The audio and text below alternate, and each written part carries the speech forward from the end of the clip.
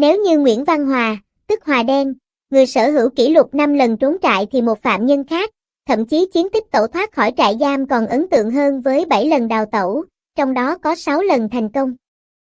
Người ta nói rằng chỉ cần các quản giáo sểnh mắt hoặc lơ là không để ý một chút thì hắn có thể trốn trại. Sau mỗi bản án phải nhận vì trốn tù, thay vì ăn năn hối cải, chuyên tâm cải tạo mong nhanh chóng trở về xã hội thì hắn ngạo mạn tuyên bố xanh rờn mình như người đã chết và sẽ tiếp tục lại trốn trại. Và dù các cán bộ quản giáo đã đề cao cảnh giác nhưng rồi bằng sự lì lợm, ranh mãnh, ý chí phải vượt ngục với bất cứ giá nào, hắn lại đào thoát ra ngoài thành công. Kẻ này là ai? Hắn phạm tội gì và câu chuyện vượt ngục nhiều như cơm bữa của hắn diễn ra như thế nào? Hãy cùng chuyện lạ đó đây tìm hiểu cụ thể. Nguyễn Công Hùng sinh năm 1978, quê ở ấp Điền Lợi, xã Long Bình Điền, huyện Chợ Gạo, tỉnh Tiền Giang. Hùng sinh ra trong một gia đình nghèo khó. Bị cha mẹ bỏ rơi từ nhỏ phải sống vất vưởng nay đây mai đó. Với hoàn cảnh như thế Hùng cũng chẳng được học hành đến nơi đến chốn. Không nghề nghiệp, lại thích ăn chơi nên Hùng sớm sa ngã vào các tệ nạn xã hội. Chả biết từ khi nào, gã có biệt danh là Hùng Thẹo. Nguyên nhân xuất phát từ vết thẹo nổi cục trên mặt do hắn tự gây ra để khủng bố, dằn mặt, lấy số với những đối tượng tội phạm, lưu manh khác. Trốn trại thành công rồi lại xin đầu thú vì đói quá. Hùng Thẹo sổ khám lần đầu vào năm 1998 vì tội ăn cắp vặt, hắn bị tuyên phạt 2 năm tù giam. Tuy nhiên đến tháng 7 năm 2010, Hùng tiếp tục sa chân vào con đường tù tội. Lần này hắn chơi lớn khi nhận mức án lên tới 26 năm, 10 tháng, 29 ngày. Nhận mức án khủng, Nguyễn Công Hùng vẫn không chút hối cải nào. Hắn tin rằng với án dài như thế chỉ có con đường trốn trại mà thôi. Nghĩ là làm trong 12 năm, hắn đã 7 lần trốn tù, vượt thoát thành công 6 trại, hàng chục lần khác có âm mưu nhưng bất thành. Một mình Hùng sở hữu gần như trọn vẹn bộ sưu tập các cách thức vượt ngục khiến các tay anh chị cũng khác phải kiêng dè, bái phục. Lãnh án 2 năm tù giam năm 1998, Hùng Thẹo vừa vào trại được 1 tháng thì đã tìm cách trốn ra với lý do đơn giản là không thích ở tù. Thụ án tại trại giam công an huyện Chợ Gạo, tỉnh Tiền Giang, Hùng cùng 3 phạm nhân khác cố ý gây rối để hiện thực hóa mục đích do bọn chúng vạch ra từ trước. Sau đó, Hùng và 3 tên bị giam chung vào một buồng kỷ luật, không bị cùng chân. Gần sáng, cả 4 tên đã hợp sức xô bật cánh cửa buồng biệt giam trốn thoát nhưng rồi nhanh chóng bị bắt lại. 2 năm sau, bằng cách cắt rào hoặc bỏ trốn khi đi lao động, Hùng đã 3 lần đào thoát khỏi trại giam công an huyện Tân Phước, tỉnh Tiền Giang. Thành quả mà Hùng Thẹo nhận được sau mỗi lần bỏ trốn và bị bắt lại là án phạt tăng thêm bởi tội danh trốn khỏi nơi giam giữ. Án cao dần lên thành 10 năm 10 tháng 29 ngày, Hùng Thẹo bị chuyển nơi giam giữ sang trại giam Mộc Hóa, tỉnh Long An. Vốn biết thành tích bất hảo của Hùng, các cán bộ quản giáo tại trại giam Mộc Hóa không dám lơ là chút nào. Thế nhưng, Hùng vẫn tìm cách trốn trại và đã thành công. Ngày 22 tháng 12 năm 2003, Hùng cầm đầu một số phạm nhân manh động đập phá nhà giam, tấn công lực lượng bảo vệ trại giam và tẩu thoát ngoạn mục. Bị lực lượng chức năng truy bắt ráo riết, các ngã đường lẫn khu dân cư đều bị phong tỏa. Bị truy đuổi gắt gao và chỉ đến khi đói quá, không chịu nổi nữa, Hùng Thẹo mới phải ra đầu thú sau 2 ngày đào hố ẩn mình trong một lô cao su cách trại giam không xa. Lần này, với hành vi tổ chức gây rối, bỏ trốn khỏi trại giam, mức án của Hùng bị nâng lên thành 14 năm 11 tháng và bị chuyển sang thụ án tại trại giam Thạnh Hòa, thuộc huyện Thạnh Hóa, tỉnh Long An. Tên này trốn tù nhiều lần và thường bị bắt lại không lâu sau đó nhưng trong thâm tâm hắn vẫn chỉ nghĩ đến việc phải trốn khỏi nhà giam. Hùng cho đây là con đường duy nhất và việc bị bắt lại chỉ là do hắn đen đuổi, nếu cẩn thận hơn có thể đã khác. Còn thở là còn trốn trại. Hùng Thẹo cho rằng, kích động phá trại bỏ trốn tập thể là kiểu vượt thoát án an toàn nhất. Phạm nhân trốn đông, lực lượng truy bắt sẽ không còn thời gian để tập trung vào một vài đối tượng cụ thể. Tuy nhiên, việc cần làm là phải giấu kỹ vai trò cầm đầu của mình để khi bị bắt lại không bị xét vào vai trò chủ mưu. Ngày 15 tháng 7 năm 2005, Hùng lại cố ý vi phạm nội quy của trại để bị đưa vào giam giữ tại buồng kỷ luật, chờ cơ hội tẩu thoát. Đúng kế hoạch, 5 ngày sau khi Hùng bị biệt giam, ngày 20 tháng 7 năm 2005, các tên Nguyễn Thanh Nhã và một số đối tượng khác cố ý kích động 15 phạm nhân đang cải tạo ở khu K2 không chịu đi lao động để đồng loạt bị kỷ luật, đưa sang giam giữ tại khu biệt giam phân trại K2. Khoảng 16 giờ 30 phút, lợi dụng cán bộ trại giam tháo cùng để các phạm nhân bị kỷ luật ăn uống, làm vệ sinh, Hùng và một số tên đã ôm ghì lấy cán bộ quản giáo trại, tạo điều kiện cho tên Nhã liều lĩnh cướp sâu chìa khóa vùng thoát ra ngoài. Có chìa khóa, Nhã tháo cùng cho Lương Tấn Phương rồi cùng Phương lần lượt tháo cho những phạm nhân đang bị kỷ luật khác. Nhã, Hùng và những tên tích cực nhất đã khống chế và lùa tất cả phạm nhân phân trại K2 vào hội trường, buộc họ hò hét, đòi gặp cán bộ trong ban giám thị nhằm đưa ra yêu sách. Yêu cầu không được đáp ứng, Hùng, Nhã, Duy, Bay, Tuấn kích động phạm nhân bẻ gãy chân bàn ghế, cậy gạch lát nền, nhặt chai lọ làm vũ khí đuổi đánh cán bộ trại giam, chống trả lực lượng công an khiến một số chiến sĩ bị thương. Khi màn đêm xuống, tình hình càng trở nên hỗn loạn, Hùng, Nhã và một số tên đã phá cửa khu giam trốn chạy. Hàng chục phạm nhân khác ban đầu không có ý định trốn nhưng thấy có cơ hội cũng chạy theo, xong hầu hết đều bị bắt lại ngay trước khi ra khỏi hàng rào trại giam. Nhờ chiến tích trốn tù liên tục mà lúc này mức án Hùng Thẹo phải nhận đã tăng lên thành 20 năm. Ngày 7 tháng 11 năm 2006, Hùng Thẹo được đưa về trại giam Xuân Phước, thuộc huyện Đồng Xuân, tỉnh Phú Yên. Tại đây, Hùng gặp Nguyễn Khánh Quốc, tên giang hồ có biệt danh Quốc Lũi, một đối tượng trong vụ án Nam Cam. Trong phân trại K1, Quốc Lũi thuộc hàng tù có điều kiện được thăm nuôi khá đều đặn do gia đình hắn có lực.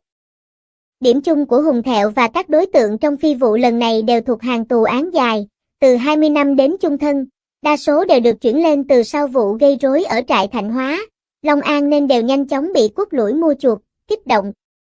Những tên ưa làm loạn này luôn được trại đặc biệt quan tâm, bố trí lao động trong đội tách võ hạt điều ở khu vực ngay trước cổng phân trại K1, trong một khu vực có hàng rào bảo vệ riêng, được giám sát bởi một tiểu đội cảnh vệ. Bên kia đường đi, sau một vòng rào lưới B40 là khu vực đang xây dựng. Quốc Lũi đã gợi ý cho Hùng Thẹo nghĩ đến khả năng bắt cóc, khống chế một công nhân nào đó làm con tin để bỏ trốn. Gã rủ chim Quốc Hải tham gia kế hoạch.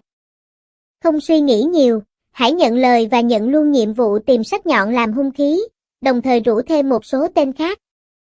Suốt 1 tháng rưỡi, Quốc Lũi đã bỏ tiền ra mua thêm thực phẩm cho cả nhóm ăn bồi dưỡng. Mỗi lần đi lao động, các đối tượng đều cố nhặt nhạnh bất cứ thứ gì có thể làm hung khí, tìm cách cất giấu. Tuy nhiên, vỏ quýt dày có móng tay nhọn, bằng nhiều nguồn tin, lực lượng trinh sát trại giam phát hiện âm mưu của Quốc và lên kế hoạch triệt phá. 11 giờ ngày 16 tháng 7 năm 2007, trước giờ hành động, cả nhóm của Quốc cùng đồng bọn đều bị khống chế, tịch thu hung khí và đưa vào buồng kỷ luật. Để đề phòng, cán bộ quản giáo trại khám người rất kỹ, nhưng sự chuẩn bị của Hùng Thẹo càng kỹ hơn. Hùng đã kịp giấu được 2 lưỡi cưa sắt dài 8 và 10 cm. Sau khi bọc kỹ bằng 3 lớp cao su xé ra từ găng tay bóc hạt điều, gã nhét cả 2 lưỡi cưa này vào sâu trong hậu môn, buộc một sợi chỉ nhú ra ngoài nên đã qua mặt được thủ tục kiểm tra gắt gao một cách ngoạn mục. Đêm đó, cứ nghe tiếng cán bộ tuần tra thì dừng, cán bộ ra xa thì cưa, Hùng đã cưa gần đứt lìa cây sút cùng bằng sắt phi 20.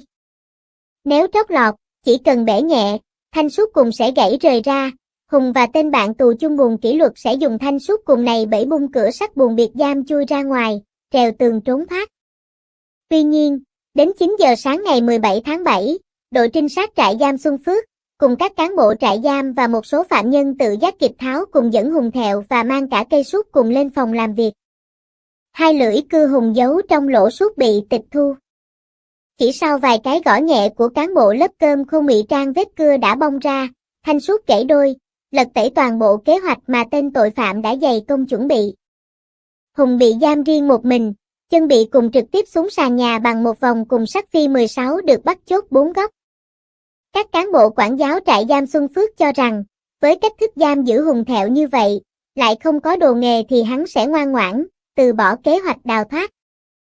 Thế nhưng, Hùng Thẹo không hề bó tay, chưa bao giờ từ bỏ ý định nung nấu trong đầu, trốn trại. Trưa ngày 19 tháng 7 năm 2007, khi vào kiểm tra, cán bộ quản giáo đã rất ngạc nhiên khi thấy tên phạm nhân chân vẫn trong cùng nhưng trần như nhộng.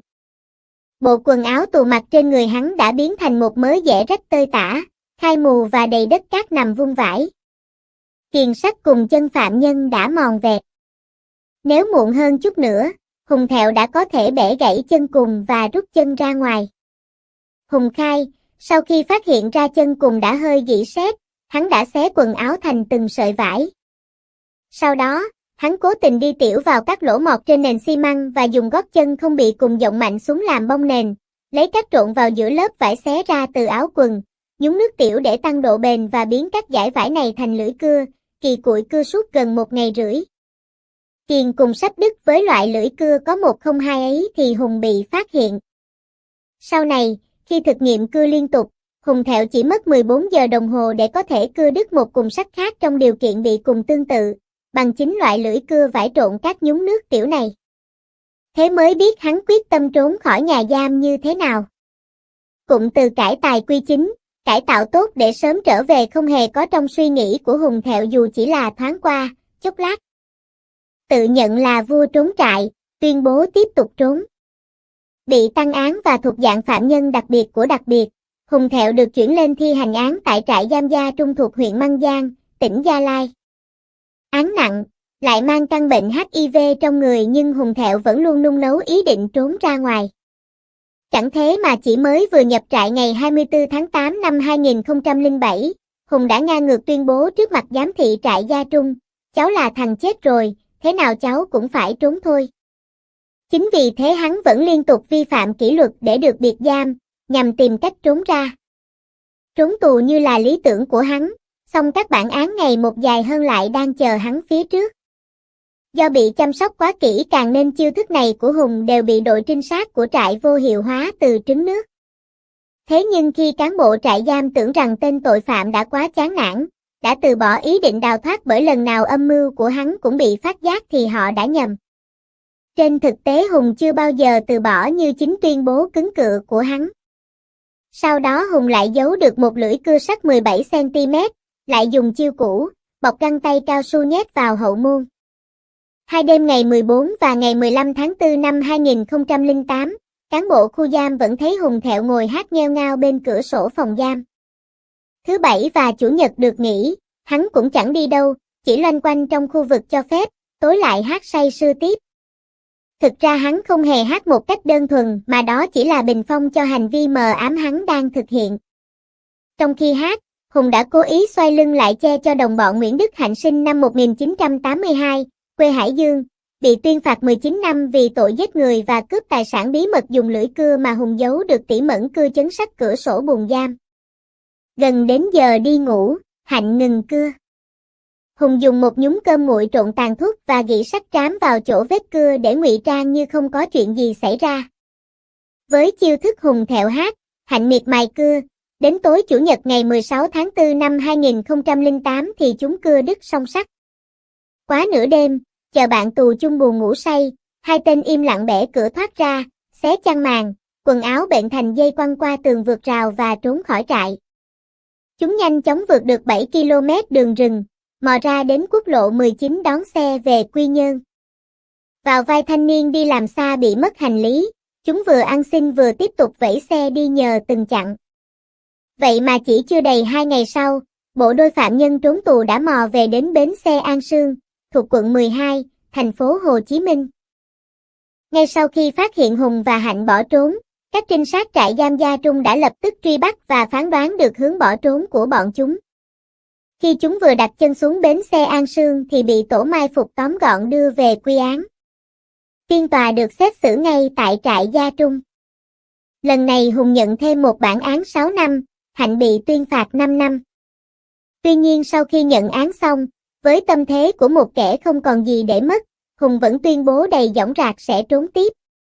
Quả như lời khẳng định của hắn, đến cuối tháng 7 năm 2009, điểm danh buồng giam trước giờ ngủ lại thấy thiếu phạm nhân Nguyễn Công Hùng. Thì ra, gã đã bò lên máng xối của khu buồng giam, định chờ mọi người ngủ say sẽ trốn tiếp. Hùng dọa sẽ cắn bất kỳ ai lên bắt. Do hắn đang mang trong người căn bệnh thế kỷ HIV nên không ai dám chèo lên.